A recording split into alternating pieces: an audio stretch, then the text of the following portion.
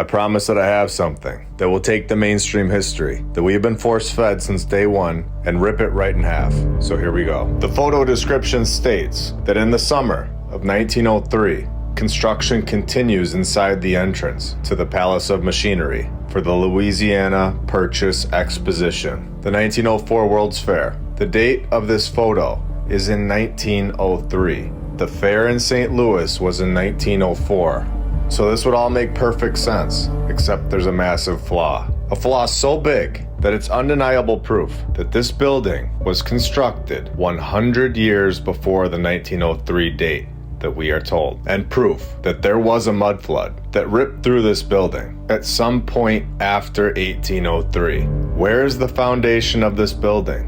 Incredibly detailed construction projects do not take place on top of dirt and garbage. This, in my opinion, is the most incredible photo that I have ever seen to this point. A lie right in our faces, saying that this was being built in 1903, when we have multiple dates of 1803 time-stamped right on the building.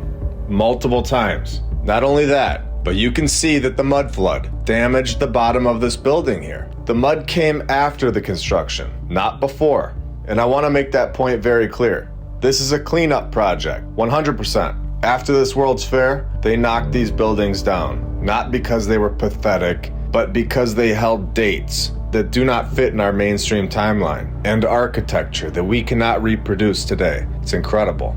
I've been talking to many people, engineers, construction workers, architects, and more about this photo. They are telling me that this is undeniable proof. And at this point, there isn't an excuse in the book that could save the mainstream history. It's time for everyone to wake up to the nonsense that we have all been force-fed to believe. Oh, and we're just getting started today. Welcome to episode 49 of my lunch break. I hope you're all having a great day. And if you're new, welcome.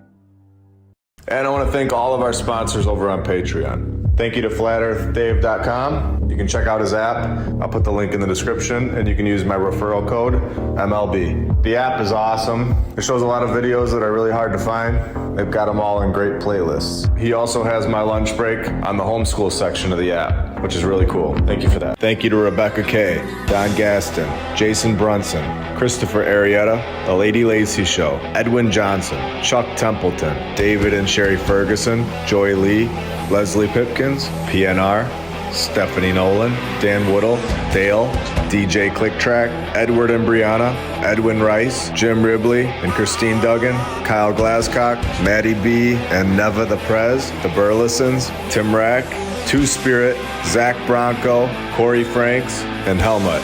You guys are all awesome and helping this channel out a lot. There are a lot of hidden photos that I'm about to share, and they no longer have to be buried deep in the archives. And for the beginning of these photos, I want to focus on the main theme. The theme being that the building is completed, and they are simply putting scaffolding around the buildings. In my opinion, they are painting these buildings white so that they look brand new, when in reality, they are old and from the past civilization. Here we are told is the government building in the Philippine Exposition. We can zoom in on these guys, and of course they're not doing anything productive. You would think that they could build a better ladder compared to what they supposedly built right next to them. And again, let's switch over to this one, where we are told that this is a construction photo when it's clearly completed. The only construction going on here is the scaffolding, again and again. People just standing there looking so odd, and it almost looks like they just have a kid here. I mean, look at the detail on top of the columns. It's unbelievable, and I believe that I was correct when I said that they were just painting these buildings. They are not constructing anything.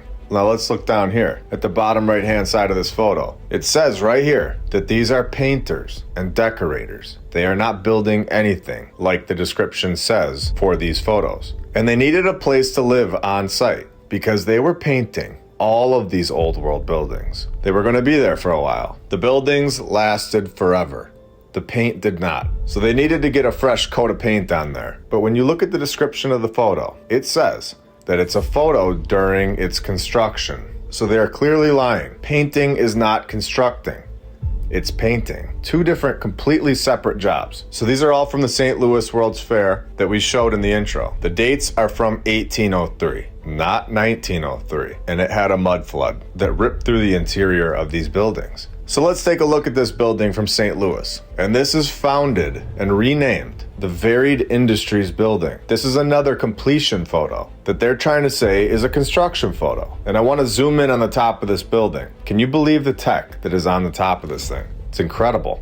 We have shown the airships in episode 48 and how they connected these flying crafts to the top of these buildings and use them as charging docks. And to be clear, I don't think that the past civilization was limited to just these airships that we have photos of. I think that they had much more powerful vehicles. But let's get back to these photos. Skeptics have said these buildings were just made of wood and very easily constructed, and then that's why they knocked them down. No, the only wood that was being used in this project is for the scaffolding to paint the old world buildings white. The lumber is for the scaffolding, not the actual building. Let's make that very clear. If you've ever gone to one of these buildings, the pillars are pure marble. They're not wood. You can use the Field Museum as an example, located in Chicago. And now here we have another incredible construction photo, where for some reason, there isn't much construction going on, just a building with more scaffolding. So my question is, how have they gotten away with this nonsense for so long? That is not construction. I can clearly see that the building is done.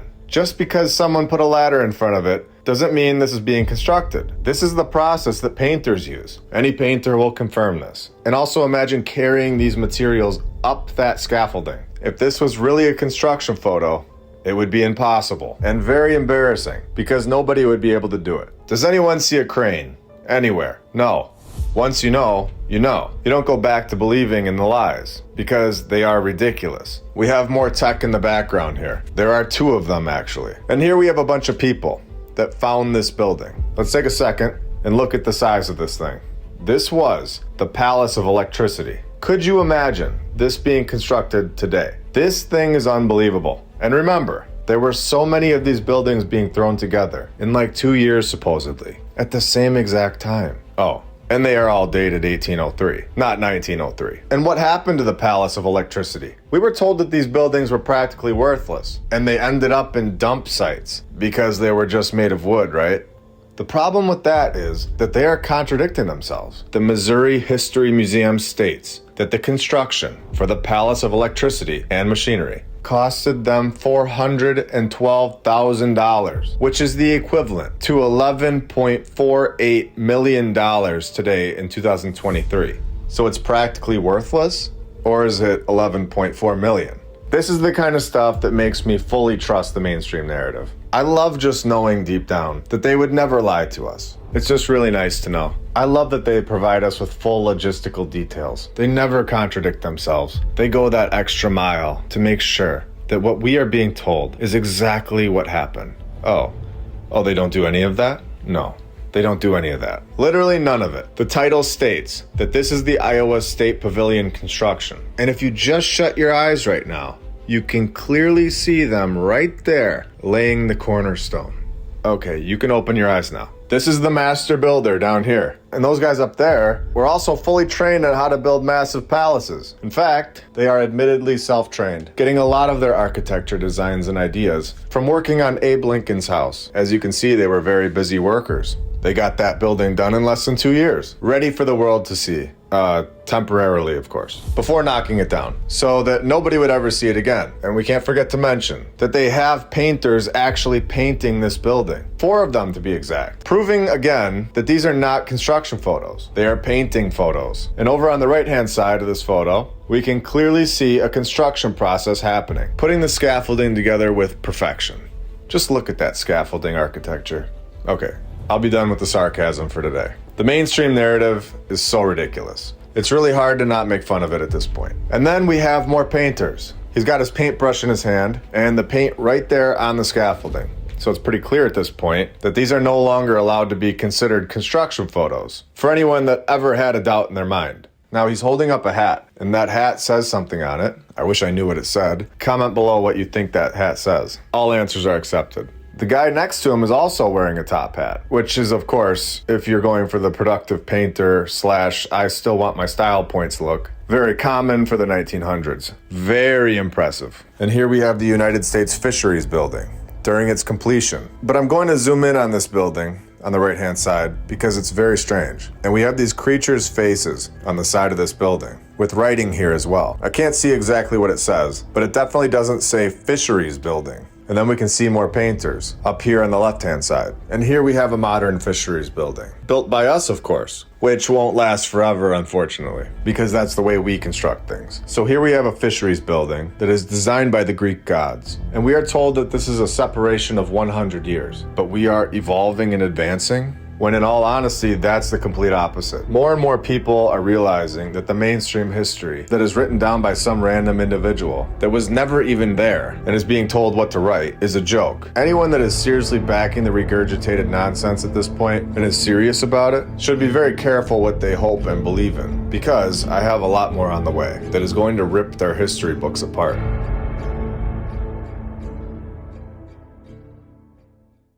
So let's switch gears here for part 2. I want to show you all the Grimes County Courthouse, located in Anderson, Texas. And we'll just go right in on their website and can really understand how deep the lie goes and how many times it's happened and how these stories are a code, and in my opinion, written by the AI. And a clear giveaway is the repetition. The courthouse was supposedly designed by Glover and Company and completed in 1894, where it incorporates the east wall and foundations of an earlier courthouse that was, you guessed it, destroyed by a fire. So, we are all aware of what the fire narrative really means at this point. It is a nod to their group that this building is from the old world. There was never a fire here, and this building is the original building. The fires that happen today are real.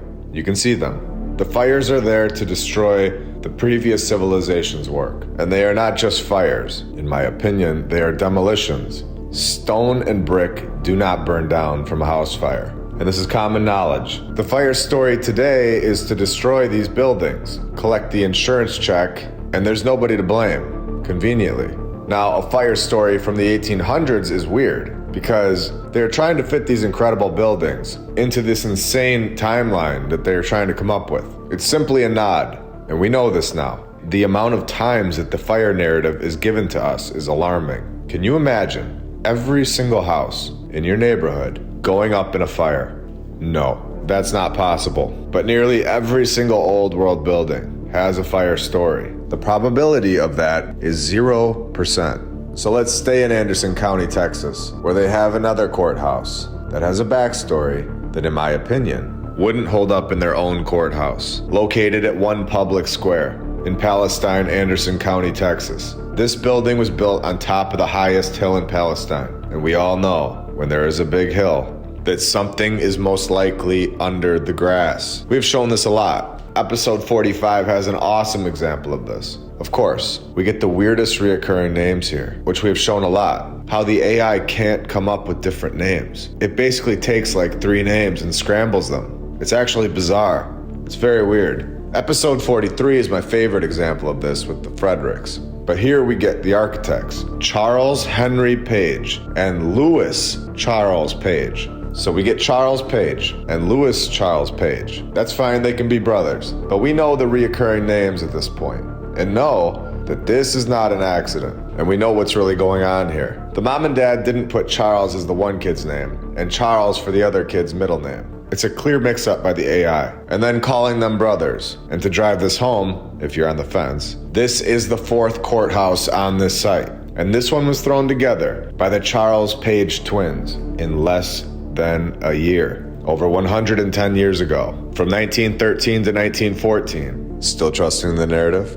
Or should we go deeper? The first Anderson County Courthouse, a 1-story frame structure, was built in 1847. It was replaced, supposedly, 9 years later. And this type of thing was simple in the 1800s. Building courthouses back then with a horse and a wagon with no power tools was simple stuff. It was very easy. So a 3rd courthouse, also brick, was completed in 1886, only 30 years later. But you guessed it, was, of course, destroyed by a fire in 1913. We're clearly at the point where we are proving time and time again that we have been told a massive lie, and that none of the mainstream history is or ever has been telling the truth. Again, using facts and real logistics and common sense. This fire supposedly happens in 1913. This is what they're telling us. And then somehow clean this brick building up, get it out of the way,